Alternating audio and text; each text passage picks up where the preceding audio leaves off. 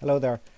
So the first one I'm going to start on today is this one called Hitch Nearly, which is huge nearly. Which a nearly is a nearly big blue, but it just doesn't get the blue light intensity.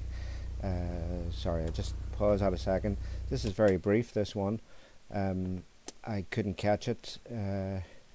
It went behind that chimney, and then I would have went running to the left to see it, but I couldn't catch it. The way that you can tell that it's changing direction is, as often, don't use clouds or things like that to tell the change of direction because they move. You're always looking for a stable light like a star, and that'll let you know that something has changed direction. So it's just a very brief clip, that one.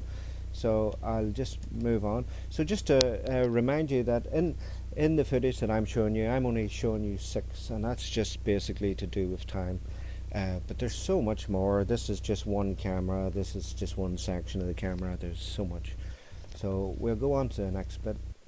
This one is Hitch Clear and fast, and then it's huge slow. It becomes very slow, so this one is interesting because of that change. I was telling you about a light that changes in the sky. It's a signifier that it could be anomalous. So if it changes direction, yeah, it could definitely be anomalous.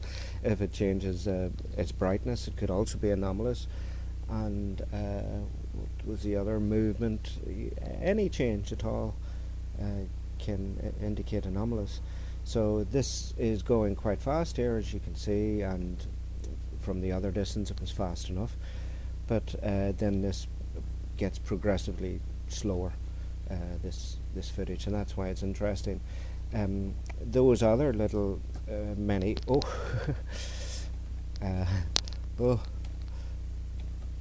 this doesn't really matter too much because these are minor sightings, really, in my view.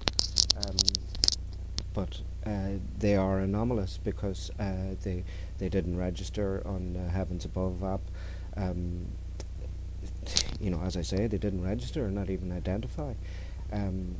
But also, I would be seeking for these lights beyond 2 to 3 hours beyond twilight, which means I'm not going to catch reflections from the sun off satellites or things like that, or the satellites aren't going to be visible to my eye. Because satellites are visible to your eye because there's the sun there. They don't create their own light. So if there's no sun, there's no satellites. So if you're out looking for satellite or for UF lights 3 hours after twilight, there's not going to be any sun there at that time. They often say 15 minutes to an hour after or before. It depends which twilight you're dealing with, in the morning one or the night one, because you have a sunrise and sunset, etc. Anyway, I'm rabbiting on here, so as usual. So yeah, that noise in the background, that's just the noise of the camera. Yes, and you can hardly tell that this is moving here, but that is moving, and it's going super slow. And it has nearly met one of my requests lately, one of my main requests, which is, can you just stop in the sky and just sit there, after movement. So yes, that makes it anomalous. So I'll move on, and also that I couldn't see it. Sometimes I would see interesting looking stars and stuff, but I would acknowledge them immediately as stars or satellites. I'm not here to play around. So this is bright and fast, and hold on, which means this is a medium bright sighting. It's probably small. I would call it more small, and it's fast and it's clear. So I'm always worried about running out of time here because I'm trying to do these under 10 minutes. So you get the general idea on that, because I want to move on here. Yes, just as regards sound. sound, you know, some groups are complaining about music being played on video and that would make them suspicious. Most, nearly all night vision cameras do not have sound recording capability. Now, of course, I could just go out the back and just record me sitting out the back and send that along to you and say, yes, that was the sound. But, you know, I prefer to be honest, you know. So, yeah, I'm not going to fake it, you know. This is the real sound. But I will be recording sound on my new camera because I have to use a phone for doing that. So, yeah, let's just buzz on here to the Jupiter flyby.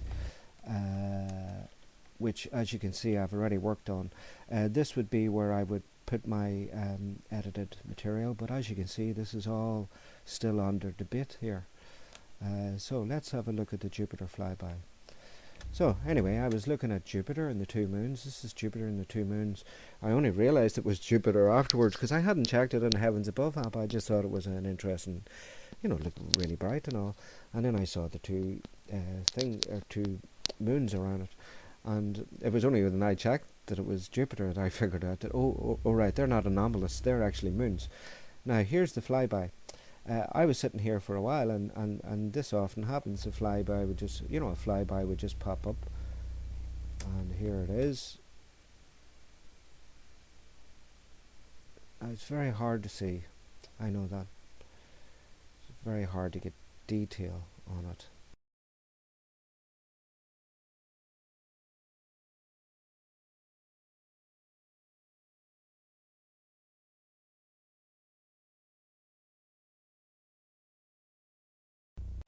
Etc. So I'm assuming it's not a bird. But anyway, I went in close for a closer look to see what I could see, and I'm not seeing very much yet. It's just too far away. Because I've even zoomed in on that shot that we're looking at already. So I just wasn't seeing very much, and that's why I haven't shown this. I'm still working on it and going to see what I can do with it. But yeah, here I show how it's very like a bird there, like it looks quite like a bird there and there. But then as time goes on, it becomes more triangular with a dome in the center, like there and there.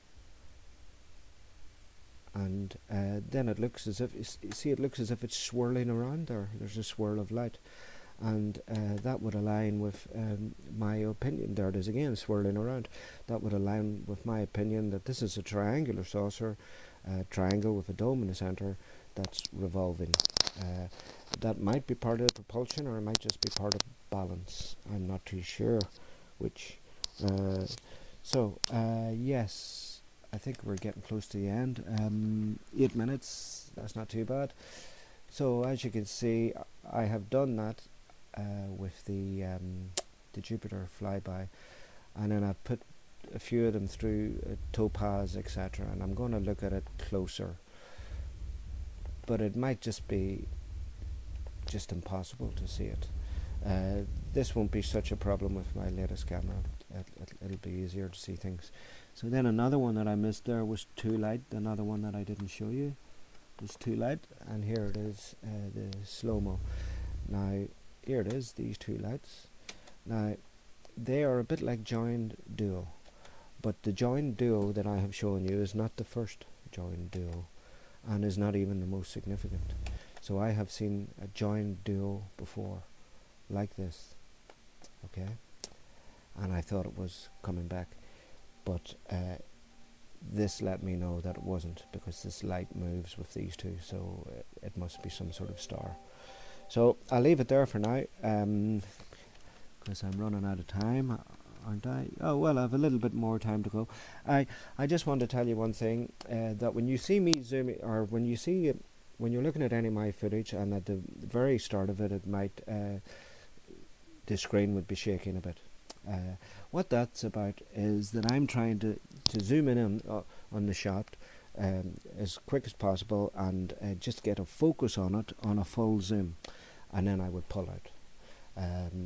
So that's what's happening there. That's why there is that shake. It's me trying to get in quickly, and I don't use a tripod, not yet anyway. All the best. Good